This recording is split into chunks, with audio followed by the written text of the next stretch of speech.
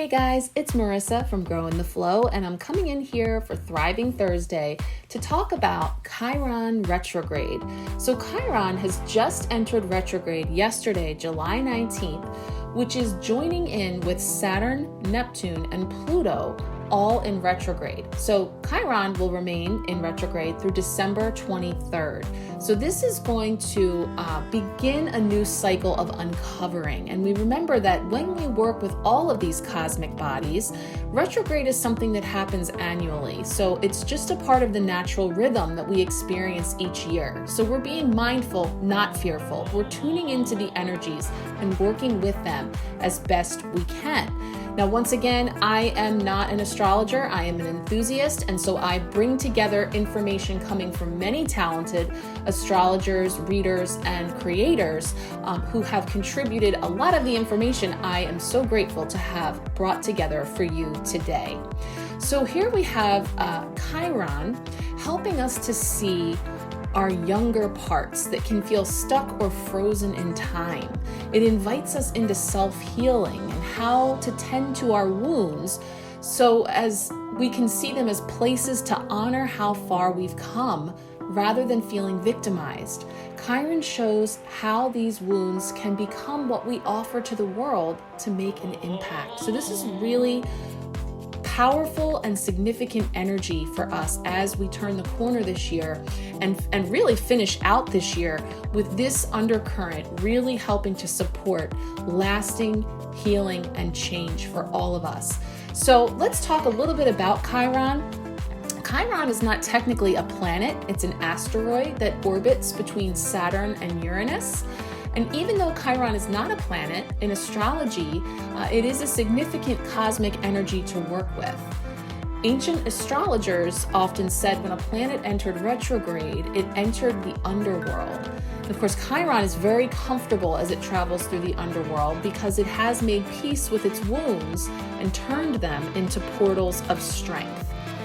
We each hold this ability within us, and we end up receiving double support when Chiron's energy is strong. So that's especially now and at the end of retrograde. So at the end of December as well is when it's most potent, but we have this energy to work with for the next many months. And so we can use this energy to acknowledge our healing journeys and to activate the inner healer within. It can be used to accept your wounds and to know that even though some wounds are forever, you can still live a beautiful life. And there's a really beautiful saying from the poet Rumi that is, "The wound is where the light enters you." So we're all being invited to take a look at our wounds and whether they are physical scars, physical injuries, physical ailments, or they are emotional, spiritual, mental. That is what is coming to light here when we work with Chiron. And Chiron is often referred to as the wounded healer archetype because it's named after a mythological wise centaur who trained heroes and was accidentally wounded by Hercules with a poisoned arrow. And though he could not completely heal his own pain, he learned so much about medicine that he started a healing temple. So really cool there how through his pain, through his own wounding, he was able to start a healing temple that turned into a service. And so, this asteroid is one that points to where our own painful experiences give us training and how we can use that understanding to help others. And so let's take a look here at the Chiron action. Find purpose in your problems. Hard-earned wisdom is now relevant and needed. You don't have to assign causality. You may never know why you went through a difficult time, but you can put what you learned from it to good use. Even if you never quite heal in this place of karmic tenderness, you have the wisdom to pass on once you metabolize the information. I love that.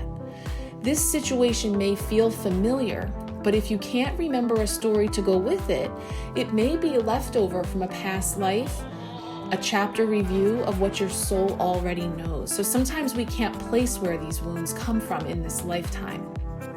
If an old pain is triggered, have compassion for yourself. You are more than your troubles. You are more than your wounding.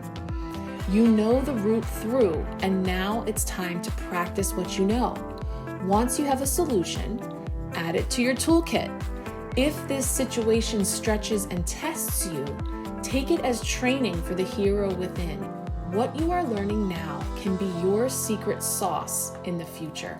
I love that. And I mean, I'm actively seeing that play out for myself personally through my own healing, through the reflection upon my own wounds. It comes forward in my readings and my healings, an ability to empathize and connect with others. And so that is what Chiron brings forward for us. Now with that comes Chiron's challenge. The situation can set off touchy memories or poke you where it still hurts. Shrapnel can hurt as much coming out as it does going in. Take this opportunity to heal so those old places can transform. The gift of Chiron is to allow the pain and troubles of the past to become the wisdom and compassion of the present moment. Now, some Chiron reflections came up, which include some journal prompts and some other reflective questions that you could be asking yourself at this time to get you started on connecting in with this energy. Thinking about what pains me the most right now. What are 10 things this pain has taught me? Think of a painful wound from your past. How has this wound inspired you? How can it continue to inspire you moving forward? And then I really like these journal prompts. If my pain could talk, it would want me to know. When I think of my hardships, I am grateful that I am stronger today because. So those are just a few reflective ways that you can connect in with this energy of Chiron over the next many months. I'm going to also be placing this, a photo of those reflections with this post in case you would like to hold on to those. So here we have some beautiful reminders of Chiron Retrograde, all about diving into the wound rather than seeking the cure, to focus on our healing rather than trying to fix others. Notice people or situations where you self-abandon, and perhaps receive Reiki, energy healing, get a massage or chiropractic session, things you can do to support yourself energetically by tending to your foundation. Now in the middle, we see not all pain heals with time. And the hourglass brings to mind the beautiful symbol on the deck of cards we use today, the Transient Light Tarot. Inside the box, it says these beautiful words: "Come, sit in the present, nestled in the neck of an hourglass, the future overhead, the past below. Reach out your cupped hands into the stream of falling sand, simultaneously receiving, holding, and letting go with gratitude as the golden thread of time spools and spills through your fingers." So again, tending to our wounds, being present with what is, and remaining the observer as much as we can in order to access that wise part of ourselves, our higher self. And so as we see our wounds as portals of wisdom, we see that, some wounds are forever, and that's okay. We can activate our inner healer. We can see the gifts of our wounds, and we can use that wisdom to guide others. Most importantly, honor your healing and growth work and celebrate how far you've come. Now, lastly, today we're going to take a look at some of these altar elements that I brought forward to talk about some of the symbols that I've been seeing, the spiritual breadcrumbs that have been falling for me. If you've ever had a color healing with me, oftentimes some of these symbols will come forward, starting with this beautiful crystal that we see here on the altar that is ibis jasper. Now, ibis jasper is a crystal that carries a vibration very similar to the beautiful symbolism of the Japanese art of kintsugi, which we'll be talking about next.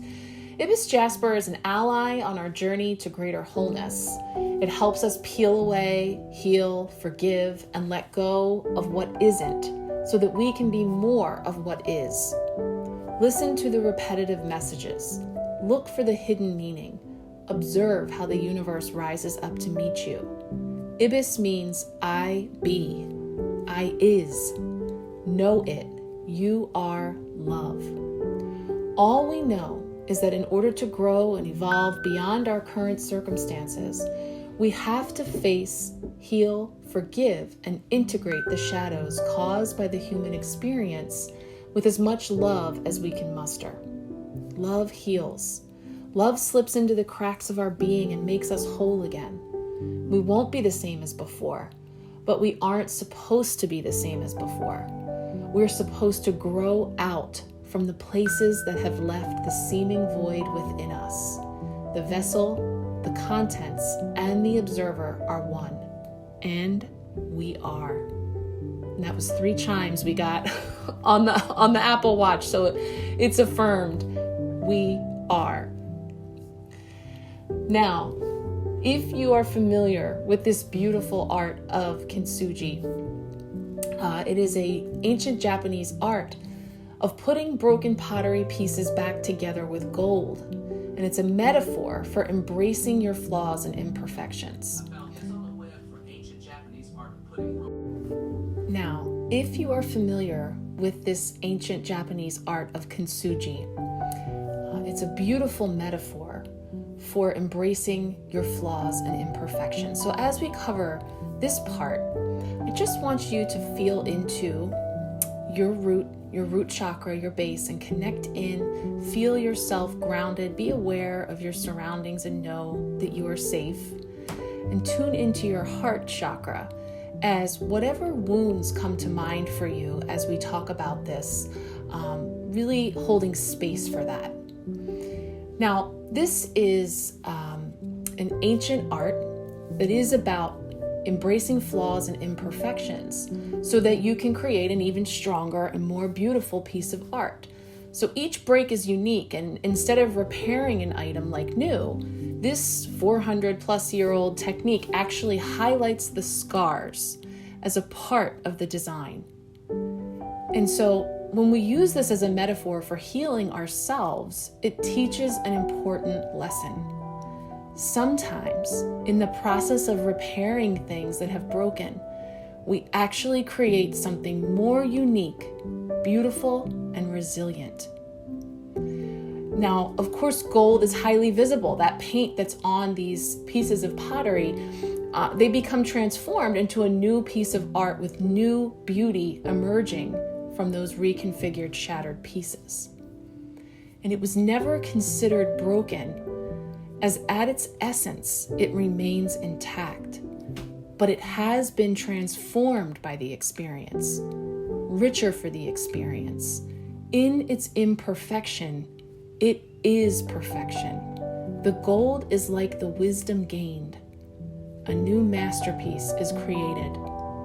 The ceramic is just like us. It's strong, fragile, and beautiful. We too are strong, fragile, and beautiful. Life happens. Things change. Hearts break. The light enters through the crack and we heal.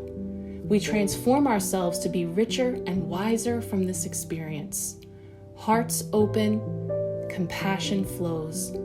We discover resilience. And as I mentioned, Rumi once said, the wound is the place where the light enters you. And Kintsugi teaches us that we too can be fragile and vulnerable. We can break, yet we can heal and allow the gold, the nugget, the wisdom of the experience to transform us into more beautiful human beings. The crack which lets the light in makes us stronger, greater, more compassionate, and more beautiful people. Now that is an absolutely beautiful way to look at wounds, things in need of healing, and to bring in acceptance, to be happy with life's imperfections. The path of recovery can start the moment you embrace life's flaws and issues. The beautiful art of Kintsugi. So I want to thank you so much for joining me today. I know this was a ton of information we've covered, and there's a lot of resources here to really go back over and digest. So if you want to see any of these slides up close that are not in the post, just reach out and let me know. I'm happy to share those with you.